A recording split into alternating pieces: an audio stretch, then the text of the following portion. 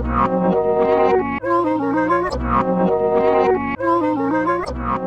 right, welcome to this brand new episode of Minta Foundry Breakdowns. As of now, the name of the show stays the same, but the format is gonna shift dramatically. This show is not gonna be about only breaking down samples or music that I worked on. It's gonna be about everything that's going on in sample making, in my producer career, and also in my friends' producer careers. There's a very specific reason why I'm doing this podcast. I'm trying to spend a lot less time on social media and any app that promotes algorithmically curated content. But as a music producer, I truly want to promote my own music. I want to promote the music that I worked on. And I also want to talk about all the other things that I work on. So I'm conflicted because, in a sense, social media gives you this incredible platform to promote whatever you're working on. And you can't ignore this as a creative, it messes with your patience and consumes your whole attention.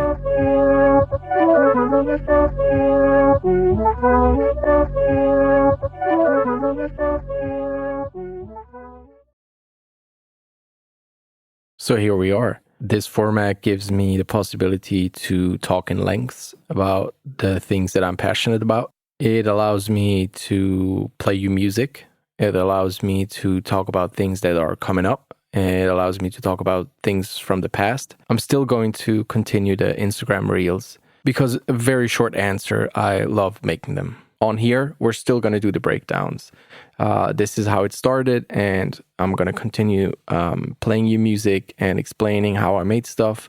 But a lot of people, and this is true, have asked me to make the podcast longer, to talk about other stuff. And so, yeah, this is what it is as of now, and we'll see where it goes.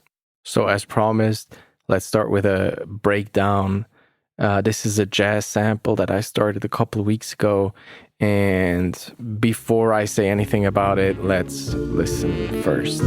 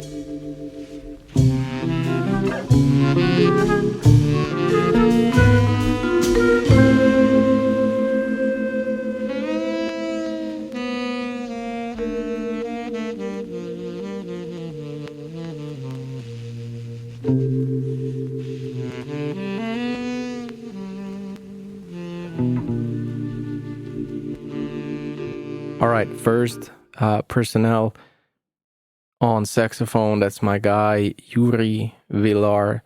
He has also played on a single that I dropped about 3 years ago that was called November 21. I love his playing. He's a remote session player, and I have so much stuff with him. So shout out Yuri, amazing guy. So before we look at the master chain, which is doing the heavy lifting on this one and includes a plugin that is very special that we're going to talk about some more later in this episode, I want to play you a couple bars of each stem first, so you get an idea of how each instrument sounds on its own. The first instrument is double bass.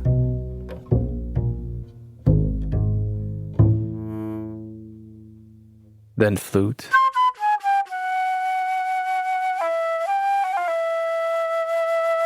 Electric guitar.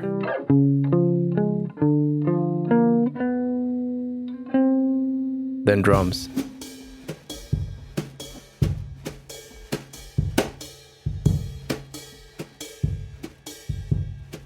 Then we got vibraphone.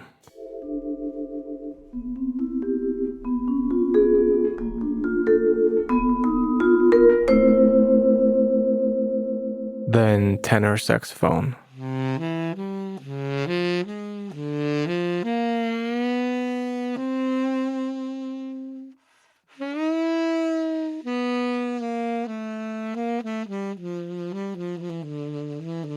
Then a lot of these instruments are running into my Fisher Space Expander Spring Reverb.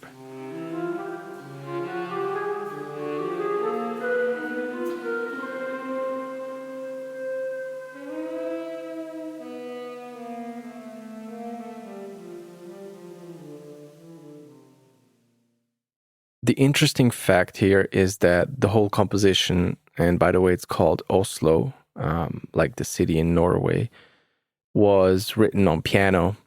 And piano was also the first track that I recorded. However, when mixing and adding the other instruments, I can't remember exactly at what point, but at some point I decided to mute it and I didn't bring it back.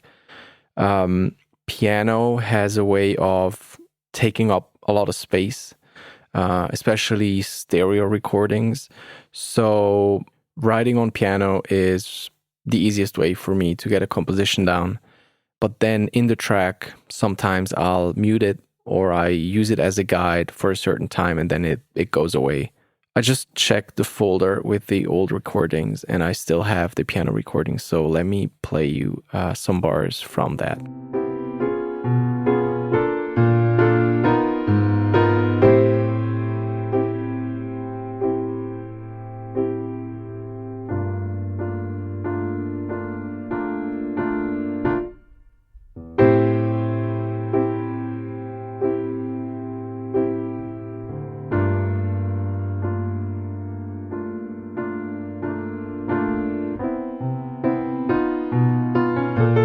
So here's what I'm thinking, and you might have had the same thought.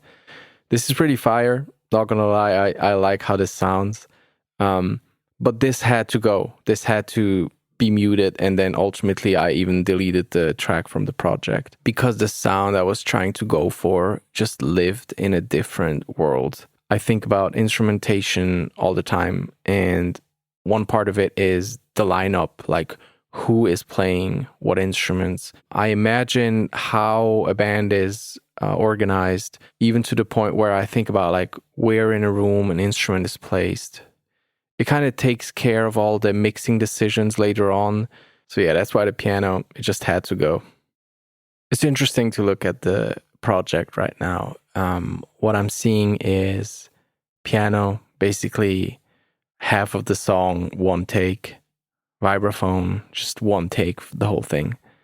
Guitar, there's some parts where I had to restart recording. And then we go to double bass, which is basically just one note or one phrase at a time, which is clear why I've never practiced double bass in my life. I know the sound that I want to go for, and I just keep trying until I get the note that sounds the way that I remember maybe an older record. So yeah, don't be afraid to pick up an instrument you've never played or that is annoying to play. Like double bass is huge.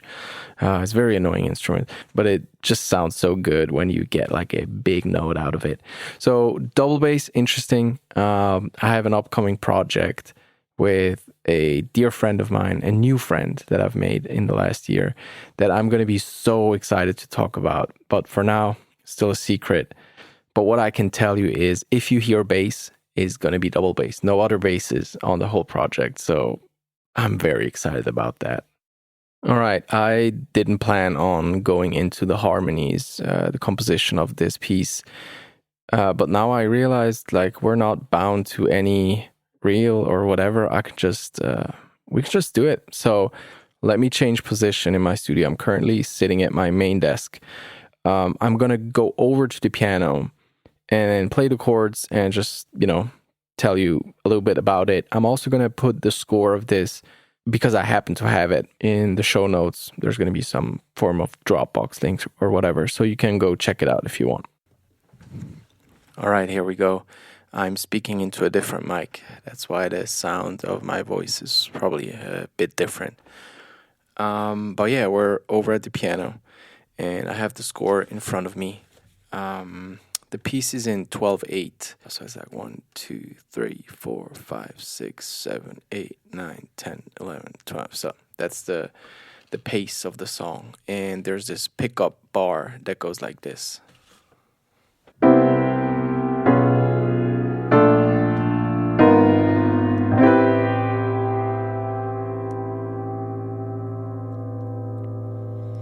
So the bass is going from C to A, chromatically embellishing the A starting on the C. So the line is this.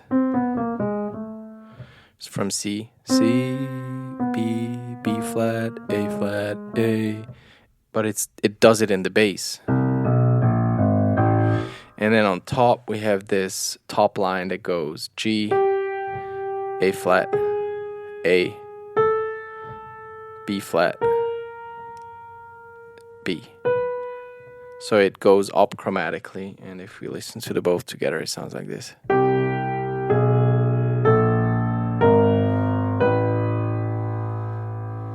And then the chords are C major 7, C sharp 7, but with the flat 7 in the bass, so with the B in the bass. And then B flat major 7, A flat minor 6 9,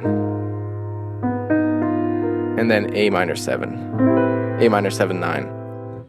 So the interesting thing about the composition is that it has this quite complicated pickup bar, the one we just looked at. And then it goes into a very simple chord progression with just 2 minor chords, A minor 7 to G minor 7. Back to A minor 7, G minor 7. And then we go back into this pickup.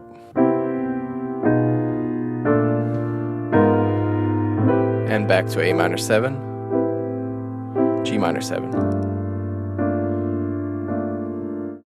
And then if you look at the score, it doesn't make any sense. Like it's pickup and then 1, 2, 3, 4, 5, 6 bars of A minor and G minor, and then pickup bars. So that's a 7-bar section, and then there's 4 bars of minor chords and the pickup, so it's a 5-bar section, and then the next section is a 4-bar section. Like, don't ask me why it is the way it is. I'm just glad there was no one here to tell me not to do this stuff, because you can bet your ass that when you do this with people present, they're going to be like, oh, let's just simplify, blah, blah. Like, love collaboration, but some compositions, you just have to create them on your own and just go with your instincts and just stick to the plan and not discuss anything. So it is the way it is, and I think this is all I have to say about this. So let's switch back to main position. And we're back at the desk. Cool. Next, I promised to talk about the master chain on this one. It's doing, like I said, the heavy lifting. None of the individual tracks have a lot of processing on there. There is some Echoplex delay on the vibraphone, which I think sounds really good. It adds some distortion, but also kind of adds this tail of repetition that sounds really great with the vibrato.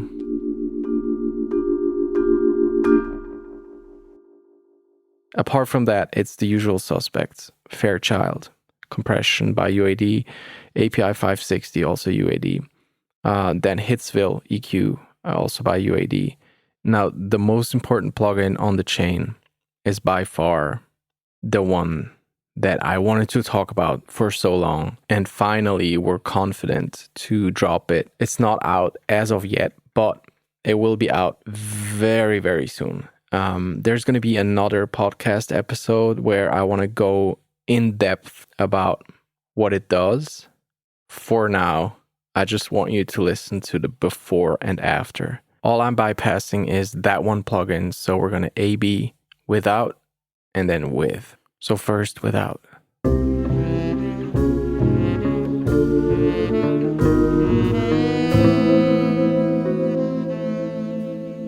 Now let's turn it on.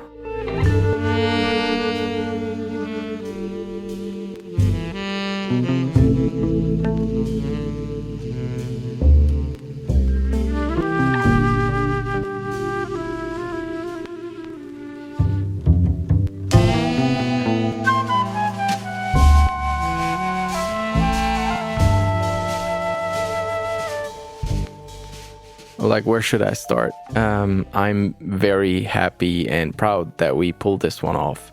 For now, it's still a secret what it is, but if you've been following Minter Foundry for a while, then you know what this is. It is coming, and I have so much to say about it, and I want to go in depth because what you just heard is just one of the ways that you can use it. Is very versatile, and I use it on every project. So that's all I have for this composition. And in earlier episodes, this would have been it, but things have changed and we're going to keep going. So brand new format right here. We're going to do follower questions. I asked people on my Instagram to shoot over some questions. Also told them I wasn't going to respond to them in my story, but rather in a new format. So here we are. But first, every good section needs its own trailer music or transition music, or maybe could we call this a bumper? Not sure. But yeah, let's play it.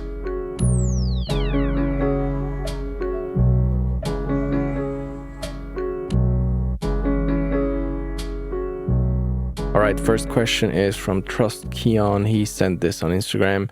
He wants to know, if you were to start all over, what would you start with to grow your music business? This is quite easy to answer because I rebuilt the business side of my music career about 6 years ago when I started making samples. So before that, I was already working as an independent freelance musician, doing live shows, composing for theater or movies. Basically, many of the jobs in the music sector, I tried them at one point. I think the main reason why it worked for me back then was because I relied so heavily on the things that came naturally to me, like, being reliable and on time. The thing that I focused less on during that time, and what I focused on more when I restarted the whole thing, is I wanted people to hit me up for my taste more than for me just being there and available. And that's what came less naturally to me. I really had to learn how to listen to music, identify what I liked, identify what the textures are that I gravitate to, the compositions that I really like, and then just double down on the things that I love. And then by just making music and putting music out, people started understanding what the music is that I like. And then it's a lot easier to deliver. When people come to you for the thing that you're good at, it becomes very effortless. You don't have to put on someone else's shoes and pretend to be good at something. You just make what you love, and then people are gonna hopefully like it. All right, next question comes from Limo Music on Instagram.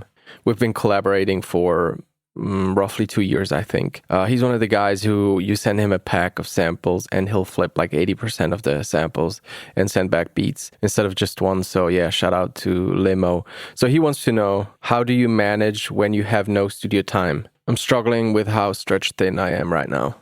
All right, so I have a lot of thoughts about this. I know this is a problem that a lot of people who live in music industry hotspots struggle with, because there's always a session you can go to, and depending on where you are in your career, you should probably take the opportunity. But then also there are things that you can only work on your own. Take the time to dig deep into learning instruments, composing, learning from music that you've never heard before. So living outside of these hotspots, you have the advantage that you're not constantly distracted by whatever's going on at the moment in the music industry. So for example, for me, living out here in Zurich, Switzerland, I do get opportunities, but they're like, send a pack, can you work on this track for me? So I need to answer the question in two parts. So for part one, I'm just going to look at the music part of my life. Let's say I have too many projects, too many things at the same time. The answer is pretty easy. You have to prioritize. You have to say no. I had to learn to say no to projects. And usually the easiest way to decide what projects I want to work on is I'm going to look at what am I good at and gravitate towards those projects. Of course, when a big producer hits me up with something that I'm not necessarily an expert at, but it sounds like a good opportunity, I'm gonna do my best to work on that. Now, second part is way more difficult to answer because now I'm considering stuff outside of music taking up time. So now you can't say just prioritize on the music and you'll be fine, because the outside things could be your family needs you or something in your day job that needs your attention. So now all you can do is be patient.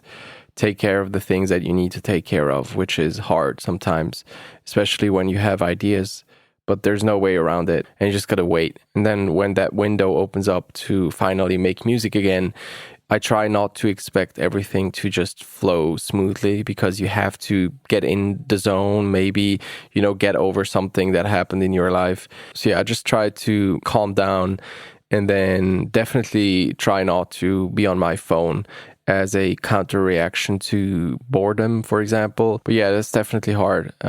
Juggling music and life is not easy at all. For me, best way to get into the zone is just listen to music. So I usually go to my studio and then just, play some records and then just wait for inspiration to hit me.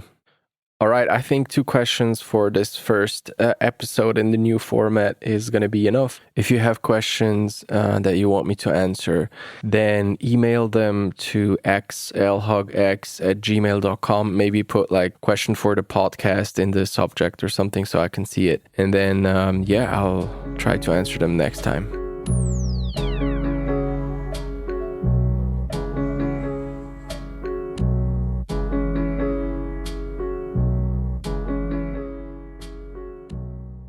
All right, let's get to the next segment, which I'm really excited about. This segment is about showcasing some of the music that I worked on and give you some backstory. This is really cool because I get to talk about the releases that I was a part of without having to create the content in a way that ensures it's going to be actually pushed to people. So that's really cool. I want to show you this song that I was a part of. It's by Jonah Love. The song is called Worlds Apart and it's produced by me, and sample is with my friend Pale J. You're gonna give all this up. 8-track stereo, color TV in every room, and can snort a half a piece of dope. Hey yo, I keep on saying, little baby, I ain't new to that. Put a couple bricks in my hand, stuff a Louis bag. I've been in it for some years, I've been true to that. Middle fingers up to the laws, my Chewy sad. If they catch me in the open, I don't usually lag. While the lifestyle flips sided, all they do is rap. Fully let it off my day with the wool attached. Break the backboard, no rebounds, like my name is Shaq. You ain't slept up on the floor, you can't say shit. Rather flip records than grab another day shit. The last man that tested us, he got laid quick. You gotta have the drop, so always never calling day shit. Maybe pull up to the south in a Maybach. While you hang with the fools, we don't like to play that. Fuck the suckers, I'ma pull up where they place at. I don't care if we went to school or we go way back. I used to think lovers earn and not given. We cut for different fabric, shirt is wool's, yours linen. I made mistakes, I'll forever be sinning. But in the end, we asking God for forgiveness. We asking God for forgiveness. We asking God for forgiveness. We asking God for forgiveness. We asking God for forgiveness.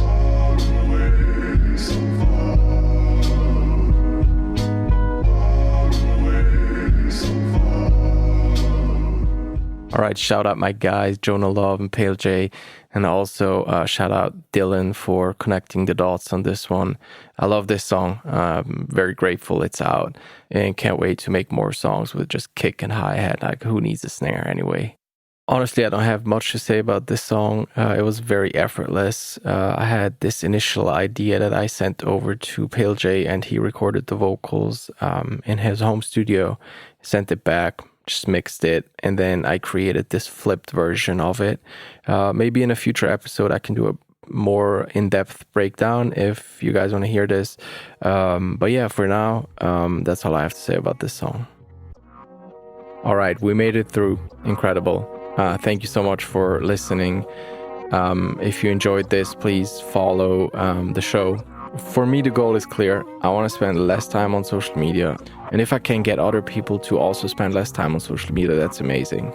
Because the less people that are on there, the less there's a reason to post in the first place. This is not an anti-technology podcast episode.